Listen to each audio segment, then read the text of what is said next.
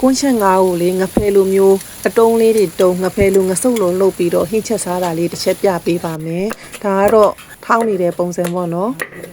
အားလုံးပဲမင်္ဂလာပါပတောင်းဝေးကပါရှင်ဒီနေ့မင်းပတောင်းဝေးကဈေးထဲကနေပြီးတော့ငကွန်းချက်တစ်ကောင်ဝယ်လာတယ်ဒါကလေအကောင်အရင်မကြည့်ဘူးနော်အမားတို့မင်း30သားကို9000ပေးခဲ့ရတယ်အဲ့ဒါလေးတစ်ကောင်ဝယ်လာတာဝယ်လာပြီးတော့ဘိုက်ကလေးကိုခွဲပြီးတော့ဒါငဖဲလိုမျိုးဇွန်းလေးနဲ့ခက်သေးလေးပဲရှစ်ရုံပဲအမားတို့နော်ပပလေးရှိရုံပဲငဖဲလိုပဲအရန်စားကောင်းတယ်သူ့အသားလေးကမာပြီးတော့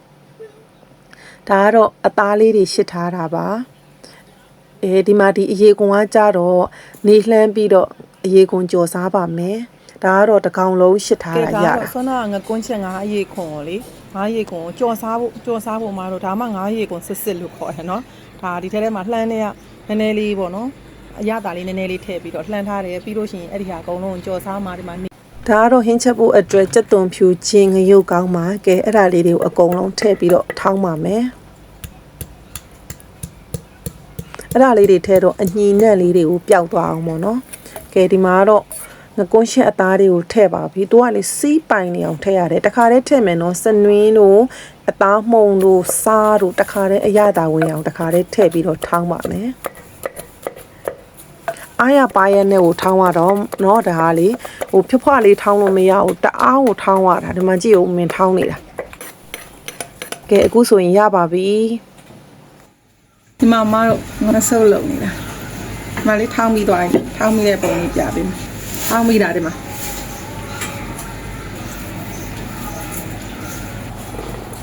ဒါလေးတွေထောင်းပြီးသွားရင်တော့ပိုလိုချင်တယ်လို့ပုံစံမျိုးလေးပေါ့နော်အလုံးလေးတွေပဲလုံးမလားချစ်ချီလေးတွေပဲလုံးမလားကိုစားချင်တယ်လို့ပုံစံမျိုးအမြင်တော်လေးလုံးလိုက်ပါတော့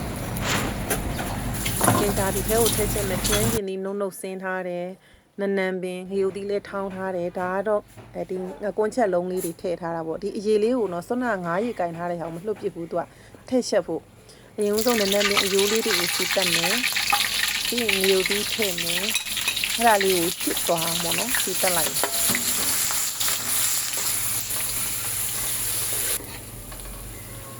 အနံ့လေးကိုမှုေးနေတာပဲအဲ့ဒါပြီးရင်တော့ခရမ်းကျင်သီးလေးထည့်ပါမယ်ခရမ်းကျင်သီးကိုလည်းလေချစ်ကလေးဖြစ်အောင်လေအကုန်လုံးထည့်ပြီးတော့ကြော်လိုက်မယ်ပေါ့နော်အဲ့ဒီမှာတစ်ခါတည်းစားစနွေးအကုန်လုံးထည့်မယ်နော်မင်းအဲ့ဒါလေးတော့အသေးစိတ်မပြတော့ဘူးကဲအဲ့ဒါလေးတွေကျက်သွားပြီဆိုလို့ရှိရင်တော့ငဖဲလေးကိုထည့်ပါမယ်ငဖဲမဟုတ်ဘူးငကွန်းချက်လုံးလေးတွေပြောတာငကွန်းချက်လုံးလေးတွေထည့်မယ်အနံ့လေးကတော့မှုေးနေတာပဲသူကလေမတင်းတင်းလေးနဲ့ပုံမှန်ငဖဲနဲ့မတူစားလို့ကောင်းတယ်ကဲဒါလေးကိုကျက်သွားအောင်နည်းနည်းလေးတည်လိုက်မယ်နော်ရေလေးနည်းနည်းလေးထည့်ပြီးတော့တည်ပါမယ်အဲ့ဒါစောနာစုံစည်းရည်လေးရှန်ထားတာနော်အဲ့ဒီဟာလေးကအဲ့ဒါလေးပြီးသွားပြီဆိုရင်တော့အဆက်အတွက်အယောင်လေးရောလှအောင်မျိုးပြီးစိမ့်လေးတွေကိုထည့်လိုက်ပါမယ်နောက်ဆုံးမှာတော့နနန်တင်လေးတွေကိုအုပ်လိုက်မယ်ကဲအခုဆိုလို့ရှိရင်ငကွန်းချက်အခရမ်းချီသီးလေးနဲ့ချက်ထားတာအဲ့ဒါလေးရပါပြီမတို့မှုေးနေရောအနံ့လေးရလေခရမ်းချီသီးခရမ်းချီသီးလေးရငရုတ်သီးစိမ့်လေးရနနန်ပင်လေးနဲ့မှုေးနေတာပဲဒါအကုန်လုံးပေါင်းမင်းတို့ဒါဝယ်ထားတယ်နာ9000ပေါ့နော်တောင်ပိုဝယ်ပြီးတော့အသားရှစ်ပြီးတော့ရှက်လိုက်တာလေးပါလှတယ်ကဲဒီဗီဒီယိုကြည့်နေတဲ့သူလေးတွေကငကွန်းချက်ဈေးထဲမှာတွေ့လို့ရှိရင်မင်းအခုချက်သားစလိုမျိုးလေးချက်စားလို့ရပါတယ်အရန်စားလို့ကောင်းတဲ့ဟင်းလေးတစ်ခွက်ပါနော်